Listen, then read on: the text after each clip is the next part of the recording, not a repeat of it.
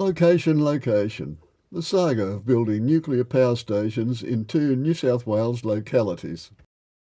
In the 1960s, two locations in the Australian state of New South Wales were considered by various authorities to be suitable sites for the output of prodigious amounts of electrical energy.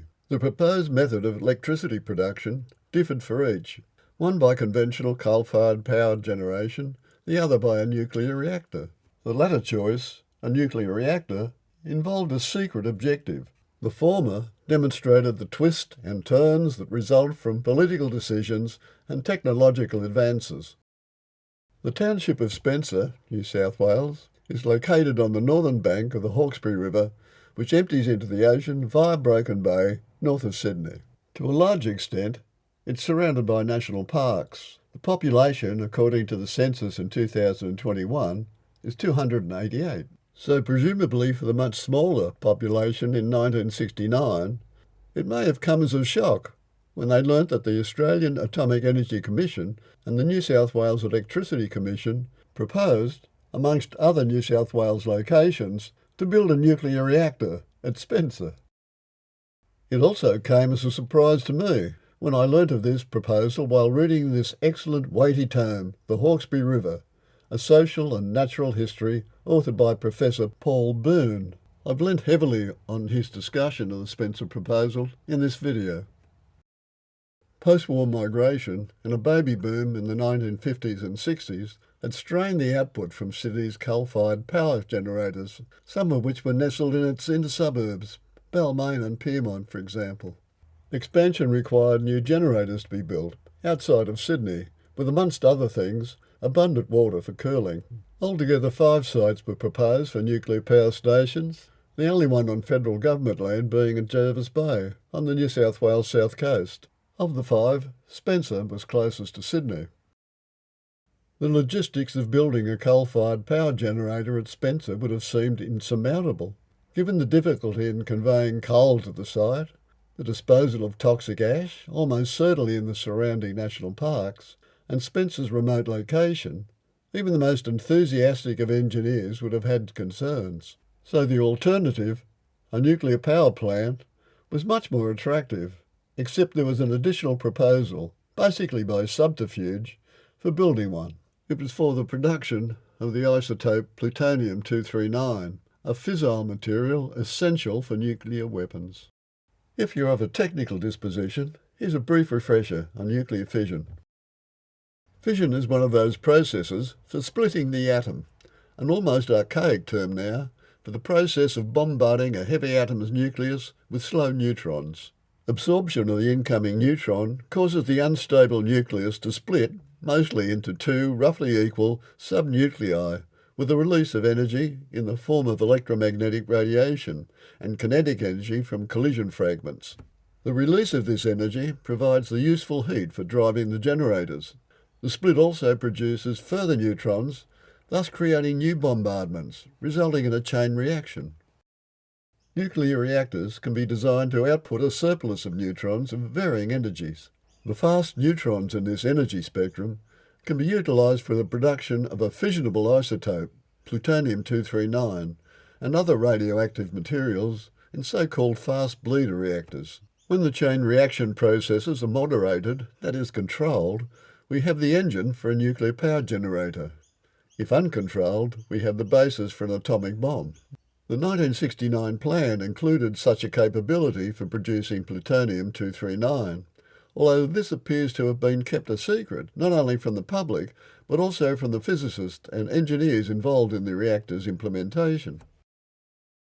Of course, the backdrop to these plans was a global situation, the Cold War with Soviet Russia. Australia's strategic plans needed to accommodate the alarming proliferation of nuclear weapons. But the sheer size and cost of its program, the difficulties of ownership, the states, not the Commonwealth government, being responsible for electricity generation, the disposal of radioactive material, and the lack of enthusiasm by the general public led to a paring back of the original concept. All prospective sites but Jervis Bay were dropped. And even it was discontinued in 1973, with its potential cost being a major factor. So Spencer resumed its daily activities, presumably actively planning for a population of 288 by the year 2021. But for a small township, which thought it was going to have, perhaps as a tourist attraction, an operational nuclear reactor, it must have been very exciting while it lasted. But the contentious issue of nuclear power plants in Australia continued.